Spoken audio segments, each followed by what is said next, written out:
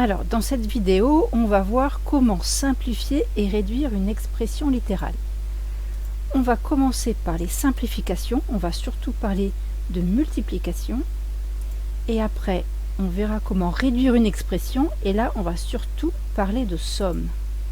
Alors, pour simplifier une écriture, voyons comment ça se passe. On va commencer par un petit rappel sur les opérations en effectuant ce calcul. Alors, l'opération prioritaire, c'est la multiplication qu'on effectue avant l'addition, ce qui vous permet de me répondre que le résultat, c'est 3 plus 20 plus 2, c'est-à-dire 25. Alors, cette expression, la voici. Si je la formule à l'oral, je vais dire que c'est 3 plus 5 fois 4 plus 2. C'est-à-dire qu'en fait, la structure de cette expression, elle est plus claire quand on la regarde comme ça, avec ce noyau qui est composé d'une multiplication qu'on ne peut pas décomposer. Alors on peut le représenter par ce petit bonhomme. On voit les bras en croix avec le symbole de la multiplication qui tient serré ces deux facteurs, et l'addition, on peut la représenter par ce petit dessin avec un bonhomme bleu qui lui au contraire tient à distance les deux termes de l'addition. Alors si je reprends ce calcul équivalent, mais que je remplace un des chiffres par une lettre, la structure de cette expression, elle est plus claire si je la mets en forme comme ça. Donc 3 plus 5 fois A plus 2. Donc j'ai toujours cette multiplication qui compose un noyau que je ne peux pas scinder. Si je reprends l'image de tout à l'heure, on voit la multiplication représentée par les bras croisés du bonhomme rouge qui rapproche les deux facteurs 5 et A. Alors en fait, ce petit bonhomme rouge, il attire le 5 et le A tellement près que leurs mains se touchent. C'est comme si le 5 et le A se donnaient la main. Donc cette multiplication, au lieu de l'écrire 5 fois A, je vais pouvoir l'écrire 5A. Et c'est ça qui va être l'écriture simplifiée du produit 5 fois A. Je peux supprimer le signe de la multiplication quand il n'y a pas d'ambiguïté possible. Alors, quelques petits exemples. 6 fois x. Je peux enlever le signe multiplié. 6 fois x, c'est 6x. 5 fois 4. Là, je ne peux pas enlever le signe de la multiplication, sinon ça me fait 54. Là, eh bien, l'écriture la plus simple possible, c'est de remplacer 5 fois 4 par le résultat, c'est-à-dire 20. A fois 2.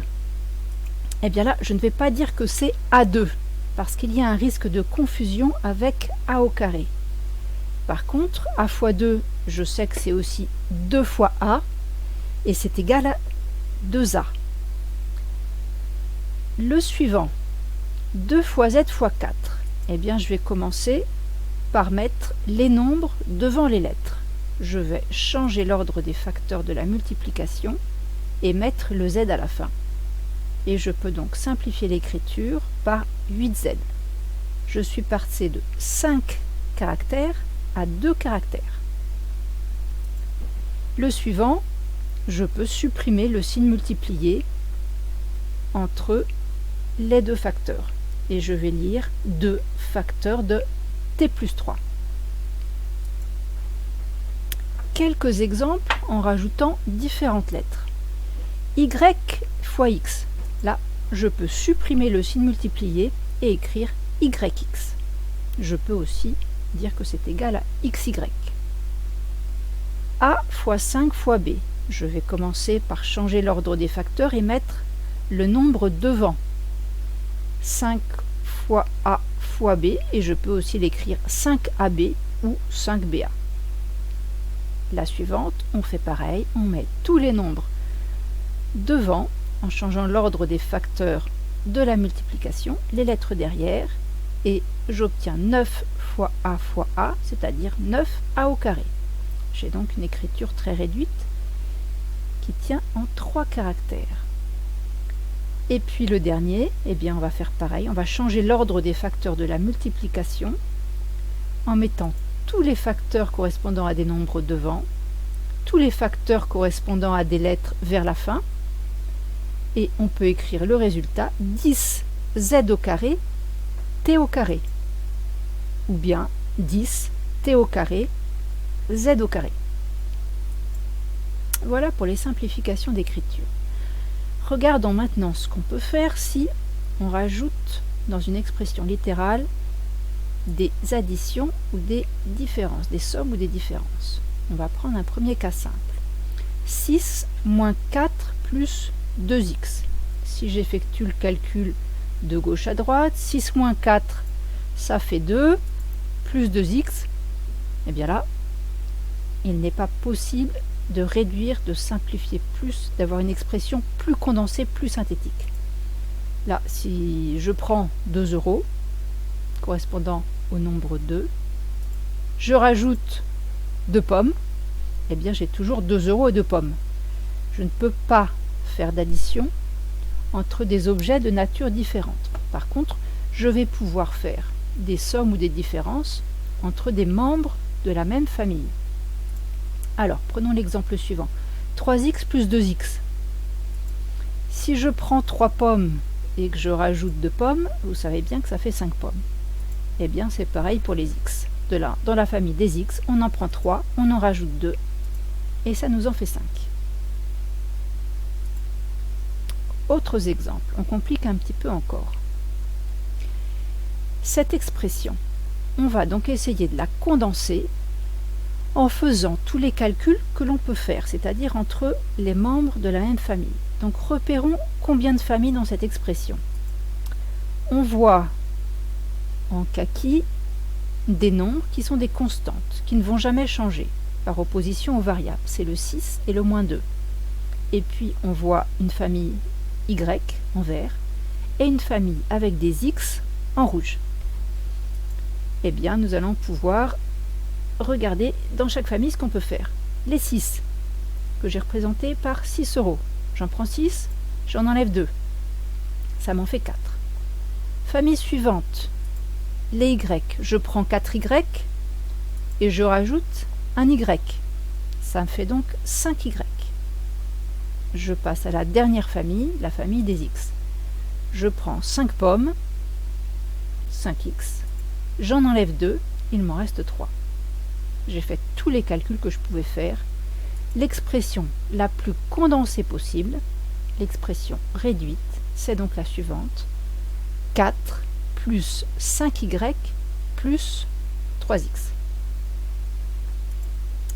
J'espère que vous avez compris, et pour vérifier tout ça, quelques petits exemples pour vous entraîner. Alors, je vous laisse répondre sur votre papier, vous mettez en pause et vous redémarrez pour vérifier vos résultats. 3 fois A, 3A.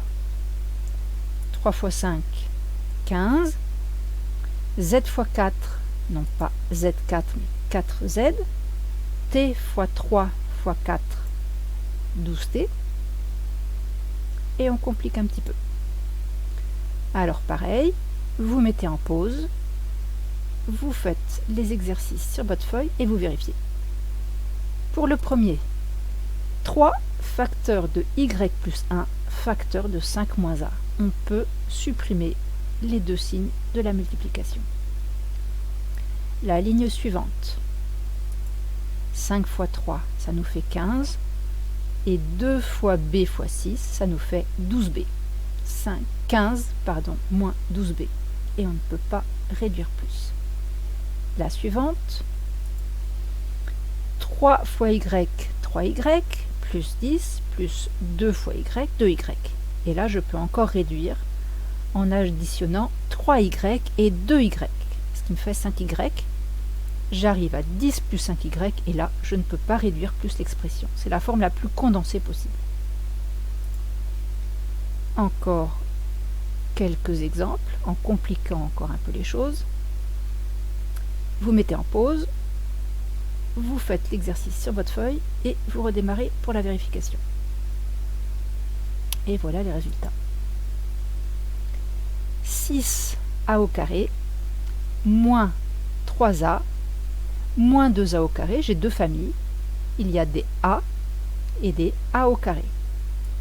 On va pouvoir additionner 6a au carré et le terme moins 2a au carré.